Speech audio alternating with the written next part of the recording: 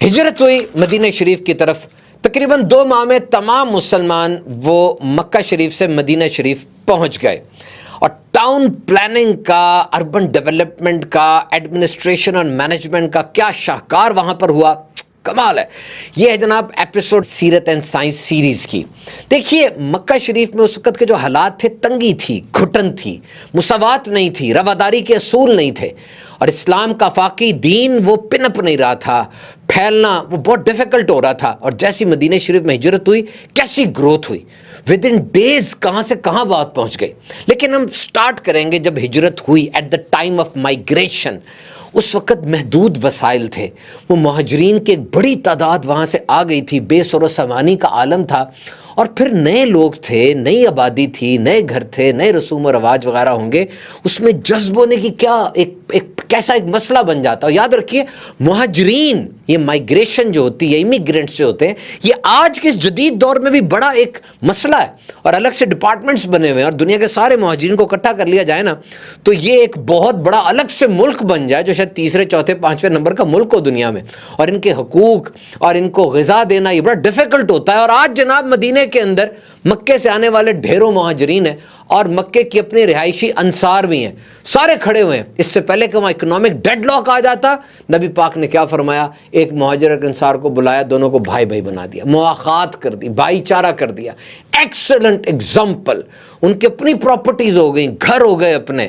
کیسا زبردست یہ مواخات کا ایک منظر تھا. جب حضرت علی رضی اللہ تعالیٰ عنہ نبی پاک صلی اللہ علیہ وسلم کی بارگاہ میں آ کے عرض کرتے، یا رسول اللہ سب کا بھائی چارہ قائم ہو گیا، میرا کوئی بھائی نہیں بنایا. تو نبی پاک نے ارشاد فرمایا، علی تم دنیا میں بھی میرے بھائی ہو اور آخرت میں بھی میرے بھائی ہو. Now the development of Medina. Medina was declared an ideological state. ایک فلاحی ریاست اس کو قرار دیا گیا. مردم شماری یعنی سینسز ہوئی، آبادی کو کاؤنٹ کیا گیا، جو آج بھی ڈیسیژنز لینے کے لیے ڈیموگرافک فگرز، یہ اسٹیٹسٹکس اہم ترین سمجھی جاتی ہیں.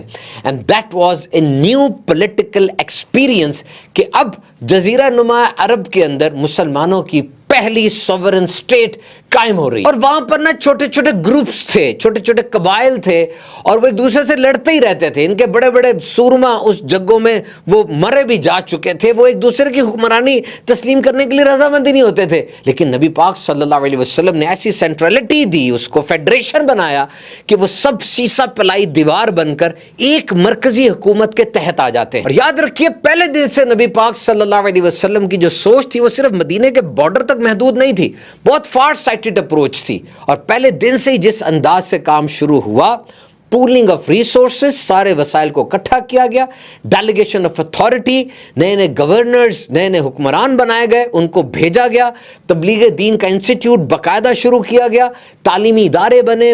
دیکھیے گھوڑے کی پشت پر بیٹھ کر کسی جگہ پر جانا، اس کو فتح کرنا، یہ ایک بات ہے، لیکن فتح کرنے کے بعد پھر پشت سے اتر کے اس جگہ پر قبضہ کرنا، حکومت بنانا، انفراسٹرکچر بنا کے آباد کرنا، اور وہاں رہنے والوں کے دل میں جگہ بنانا، یہ ایک بالکل الگ بات ہے اور موسٹ ڈیفیکلٹ ہے.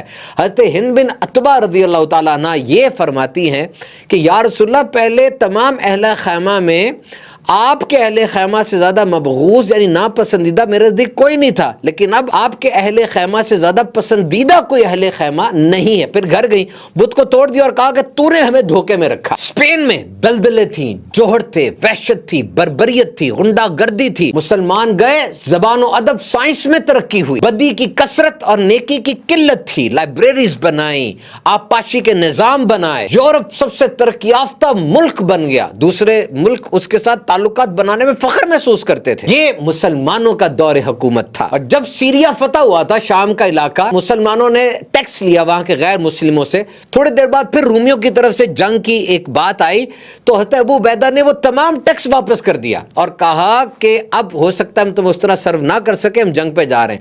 انہوں نے جب یہ منظر دیکھا کہ لیا وہ ٹیکس واپس کر رہے ہیں، وہ پکار اٹھے کہ تمہیں رومیوں پہ فتح حاصل ہو. اور دیکھیے بغداد میں کیا ہوا. That was the centre of trade. 4 سال میں اس کو کیپٹل بنایا گیا, ڈیم بنے, اس کے گرد دیواریں بنی, اور خلیفہ ہارون رشید کے دور میں تو بغداد کو سینٹر آف ٹریڈ بنا دیا گیا, پوری دنیا سے بزنس اور نالج وہاں پر آتا تھا. وہ جگہ کتنی مشہور ہو گئی, بیت الحکمہ نام کی ایک بڑی لائبریری وہاں پر بنی جو کہ دریا کے کنارے تھی, اس کے گنبد تھے, اور وہاں پہ 67 بڑے ٹرانسلیٹرز کے نام آتے ہیں جنہوں نے بکس کو ٹرانسلیٹ کیا, اور کتنا بڑا دین کا وہاں پہ کام ہوا, اور ہر سبجیکٹ پر بات ہوتی تھی. آپ دیکھیے اسلام کے ہر دور کے اندر علم کی پذیرائی ہوئی ہے, اور کیسے کیسے نام مسلمانوں کے اندر آئے جنہوں نے تاریخ میں اپنے نقوش چھوڑے ہیں. ابن الحتم کو دیکھیے, بک آف آپٹکس اس نے لکھی, اور جو سائنس کا طریقہ ہوتا ہے, ہائپوتھیسس, تھیوری اور لا, یہ اس نے ڈرافٹ کیا تھا.